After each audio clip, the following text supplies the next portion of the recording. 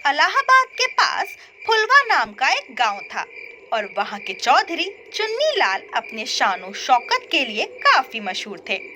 चुन्नी लाल की एक ही बेटी थी और बहुत जल्द उसकी शादी होने वाली थी।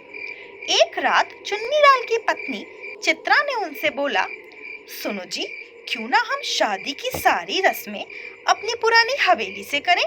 अभी जिस घर में हम रहते हैं वो बहुत छोटा है और हमारी तो इतनी बड़ी हवेली वीरान पड़ी रहती है। अगर हम सारे रीति रिवाज वहां से करेंगे तो लड़के वालों पर इसकी छाप जरूर पड़ेगी। चुन्नीलाल को पत्नी का प्रस्ताव बहुत पसंद आया और उन्होंने बोला, ठीक है भाग्यवान, जैसा तुम्हें ठीक लगे। वैसे मैं चाहता हूँ कि इस शनिवार को हम वहां जाकर रह लेते हैं, जिससे हमें भी पता चल जाएगा कि खानदानी हवेली में हमें कितना काम करवाना पड़ेगा। अगली सुबह चुन्नी लाल अपनी पत्नी चित्रा और अपनी इकलौती बेटी गुड़िया के साथ पुरानी हवेली में रहने चले गए। पहली रात तो सभी की बहुत अच्छे से बीती, पर रविवार की सुबह जब गुड़िया छत पर कपड़े सुखाकर सीढ़ियों से नीचे उतर रही थी, तभी उसको छत से बहुत जोर से किसी के रोने की आवाज सुनाई दी। वो फौरन छत की तरफ भागी, पर वहां का नजारा देखकर उसकी आंखें फटी की फटी रह गईं। गुड़िया ने देखा कि सारे कपड़े तार से नीचे गिरे हुए हैं और सभी कपड़े एक गोलाई में पड़े हैं, जैसे किसी ने शून्य लिखा हो।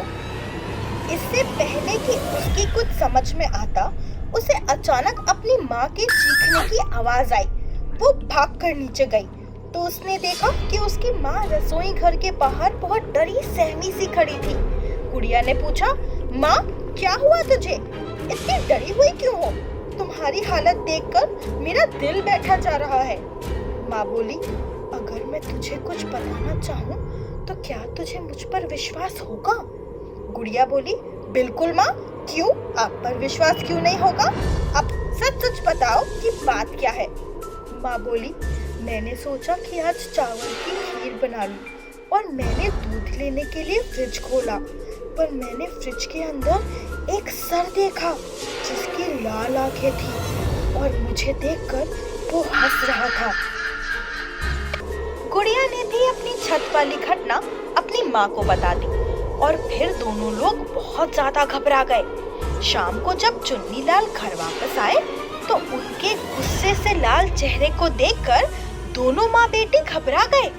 चुन्नीलाल बोले, तुम्हें पता भी है आज हमारे आम के अचार का कंसाइनमेंट जाना था, पर जब डीलर ने भरनी खोली तो देखा कि सारे अचार खराब हो गए हैं और उनमें कीड़े चल रहे थे। चित्रा बोली, हे भगवान, ऐसा कैसे हो सकता है?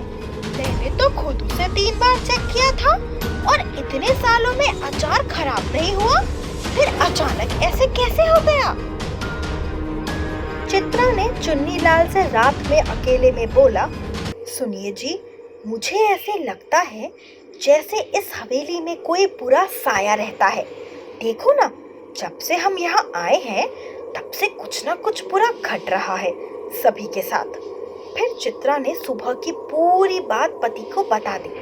चुन्नीलाल ने बोला, हाँ चित्रा, शायद तुम ठीक कह रही हो, मैं कल सुबह ही शास्त्री जी को लेकर आऊंगा। अगली सुबह चुन्नीलाल शास्त्री को लेकर हवेली पहुंचे। शास्त्री ने जैसे ही हवेली के अंदर पहला कदम रखा, उन्हें पता चल गया कि कहीं ना कहीं चित्रा की बातों में सच्चाई है। उन्होंने बोला, मैं चाहता हूँ कि आप लोग 1 घंटे के लिए घर के बाहर लॉन में बैठ जाएं और मैं एक गोल चक्कर खींच दूंगा, पर एक बात का ध्यान रखना है कि चाहे कुछ भी हो जाए, कोई भी उस घेरे के बाहर। सभी ने वैसे ही किया जैसे उनसे कहा गया था। शास्त्री जी फिर हवेली के अंदर गए और अपनी आंखें मूंदकर उन्होंने कुछ मंत्रों का उच्चारण किया। जैसे ही उन्होंने आंख खोली, उन्होंने देखा कि सामने एक नहीं बल्कि 5 से ज्यादा लाल आंखों वाले सर उन्हें घूर रहे हैं और जोर जोर से हंस रहे हैं।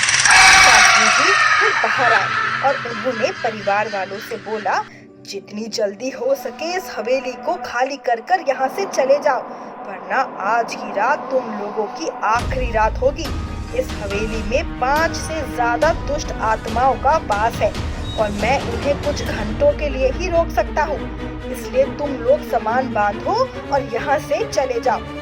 चुन्नीलाल का परिवार घंटे भर के अंदर वहां से चला गया और दोबारा कभी उस हवेली में वापस नहीं आया।